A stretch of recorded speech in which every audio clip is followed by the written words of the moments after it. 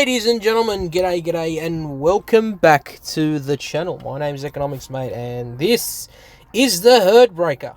This is it right here, the Herdbreaker. This is the tank that everyone's been talking about. So, yeah, it's interesting to see how this tank plays out, really. Excuse me, it's been a long day. Oh, God. A lot of people were saying that this tank is OP, as broken. I don't know if I feel the same way.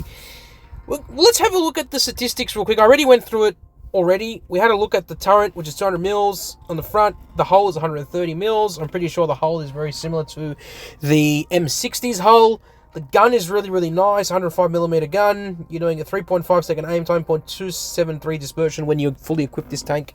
2900 DPM at its max, with provisions and with gun rammer, 7.23 second reload, 231 mils of AP pen, heat is 295 and 70 on your HE. You're doing 360 alpha per shot and 480 on your 460 on your high explosive.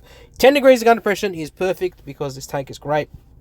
And the best thing about this thing is that, in fact, that cupola on the top is actually technically not a weak point.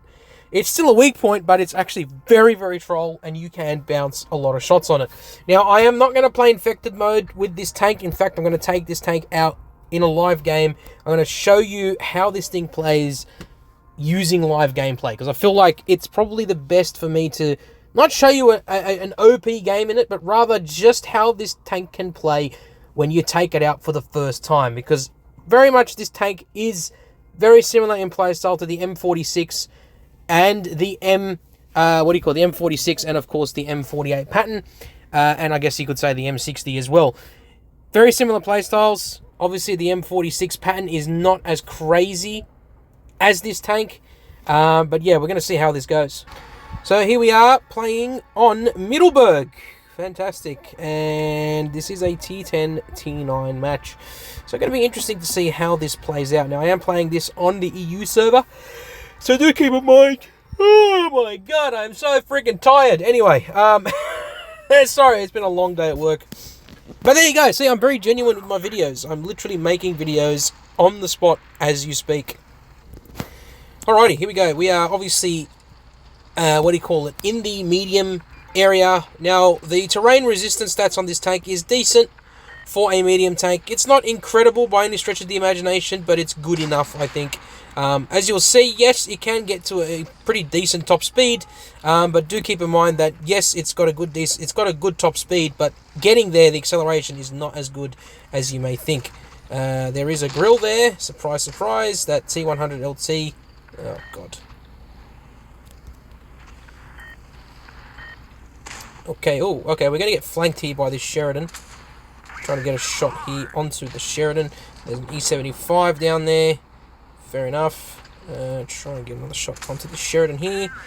There you go. You can see that you can do quite a nice amount of alpha damage. Very similar to the M46 pattern. I do get a nice kill there, which is great.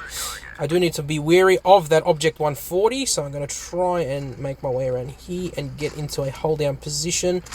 Missed that guy completely. Let's see if the armor can work here. No, great. Okay, he gets the 112 instead. The 121 instead, not the 112. The 112, yeah, the 112. Yes, the 112. The great, amazing pop group. Yay! This is great. Oh, fantastic! I'm getting absolutely hammered right now. This is perfect, showcasing just how good the tank can go. And I got killed. But you can see it held its own pretty well. Yeah, there's nothing more I need to say about this tank, really. The gameplay is very similar to, to an M48 pattern or an M46 pattern, really. That's my first game in the tank. Literally, it's my first game in the tank. Unfortunately, this is the kind of teams that you're going to get on EU. Yeah, you're not going to get, especially at this time, you're just going to get a lot of nupties playing, so, I guess it is what it is.